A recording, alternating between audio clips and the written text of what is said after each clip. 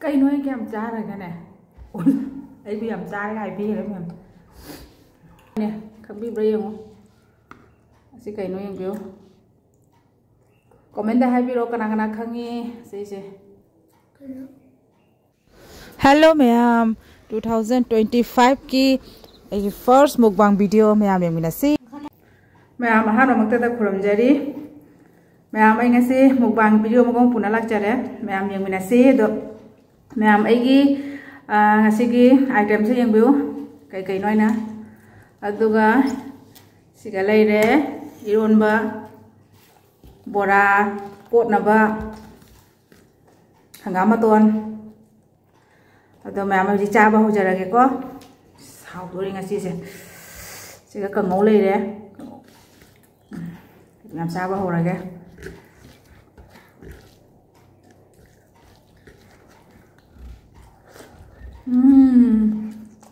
Hỏi mà luôn bạn. Udiga hoài luôn này bạn. Hỏi mà.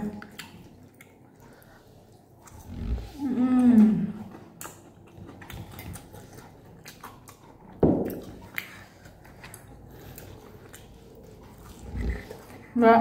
Hơi khách in nhà vậy nên là anh phải luôn một cái này nữa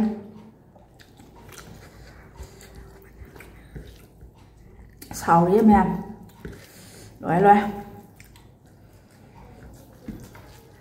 mày làm đi cầm máy na in mà sẽ cầm máy đầu kia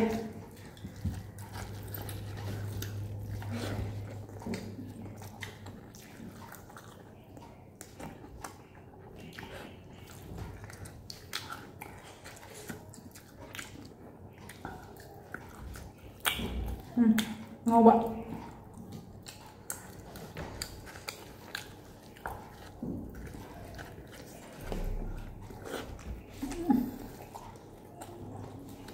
Phải ra ngắm con nè. Đu thế vậy nè.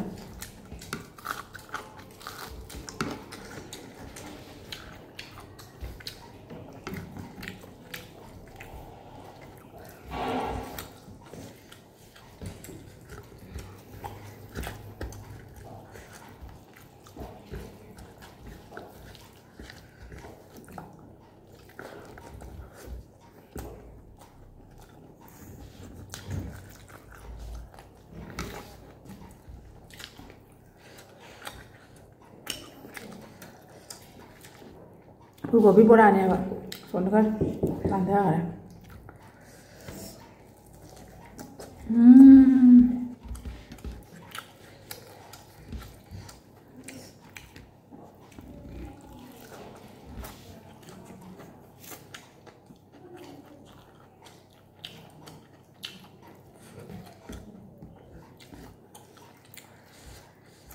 Mấy mình tâm thà xem, nhang đi em hò vào này quá. Iron magkasama sa ris. Tilaw mana sa happy nga sidi. Naduga padigom. Loy.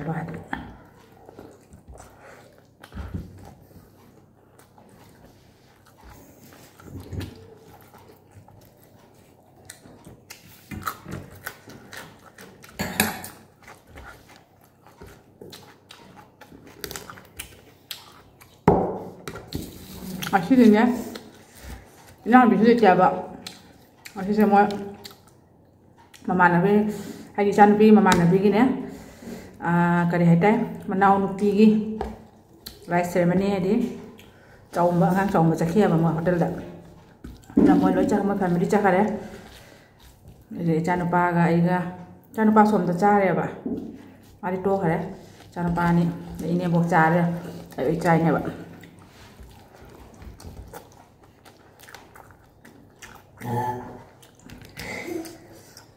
Sauce naman ba?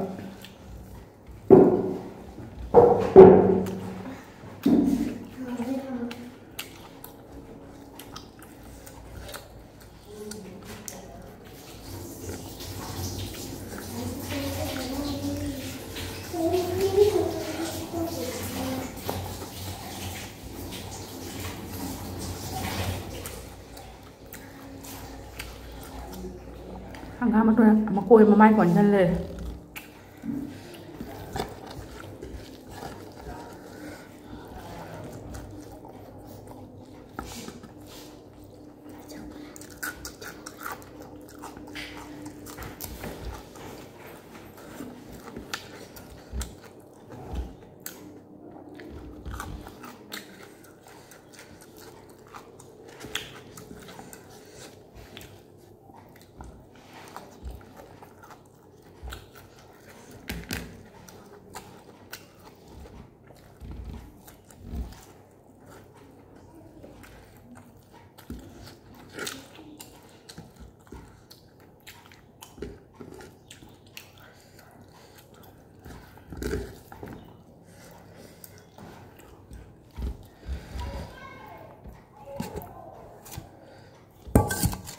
Iromba khitang lꯧꯒꯦꯀꯣ.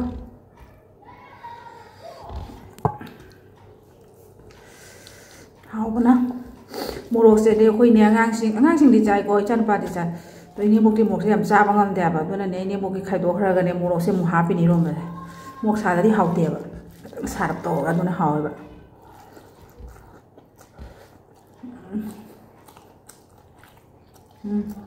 ambil ba ma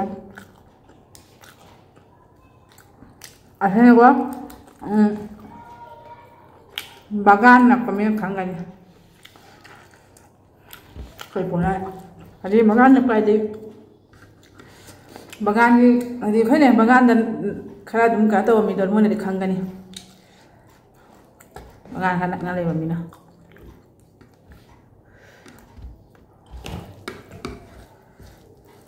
hào cái mà cũng nằm ra bây giờ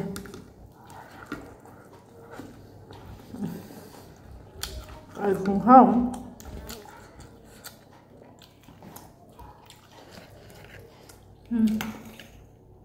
ini kok boleh bakal sauce làm hào sauce cái nằm ra bạn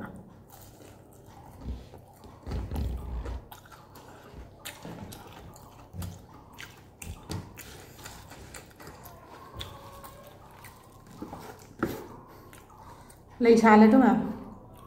Gạo apa?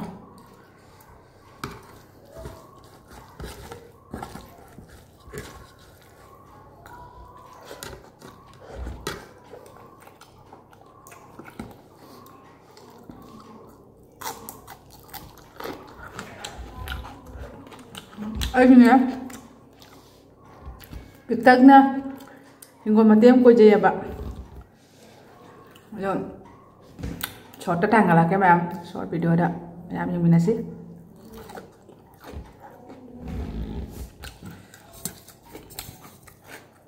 mà thì khu dài rồi xin chào các con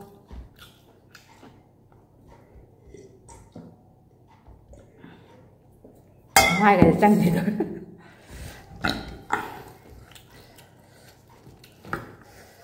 ôi này mà tầm nhìn nhang chào sẽ hào đi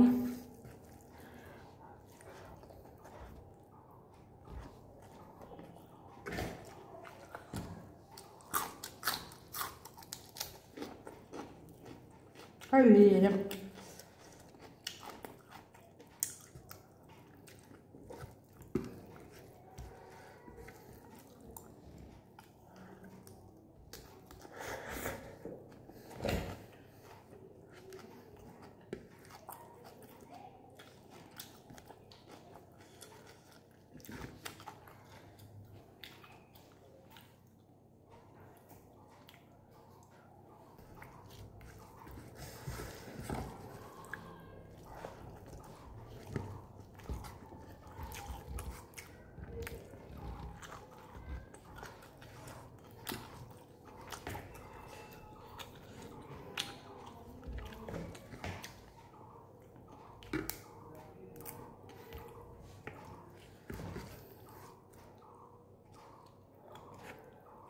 Ly này hả?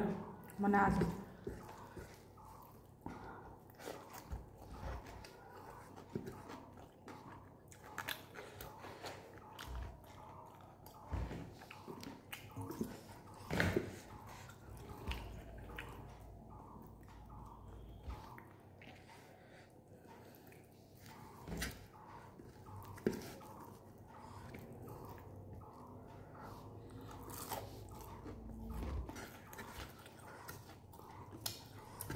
Ấy gì nè quá có hậu gần liền cha là cái khăn ba này nè gọi du đầu tiên ạ hơi nga của mà thì cái tăng lợp nga cũng mặc trả đi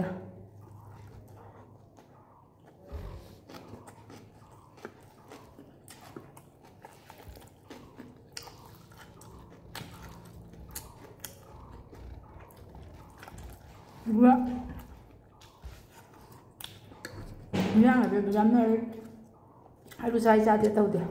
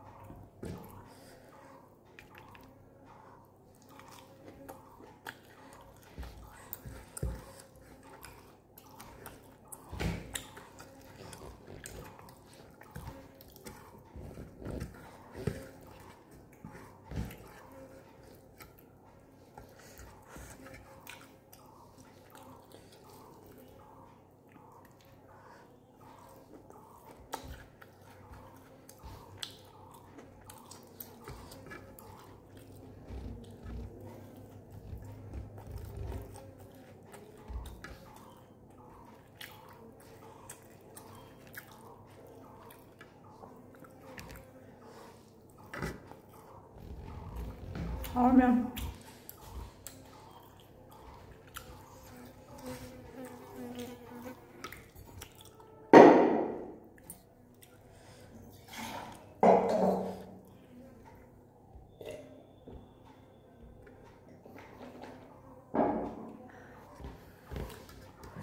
Chả lôi đấy mẹ. Rồi mẹ. Chả lôi đấy. Rồi mẹ mà xí cái này thì mà đang xí cái lôi xin trả lại. Rồi mẹ mấy cái video sẽ comment tôi lại đó. Mẹ hay video mo. Rồi mẹ comment tha video. Video से मैं आप लोग आए बिल्कुल like तो भी share तो भी तो सब्सक्राइब तो बहुत कभी करो मैं आप मैं मसीह की वीडियो से बताएं सिंगल लोशन जा रहा है नेक्स्ट वीडियो में रस्सी बाय।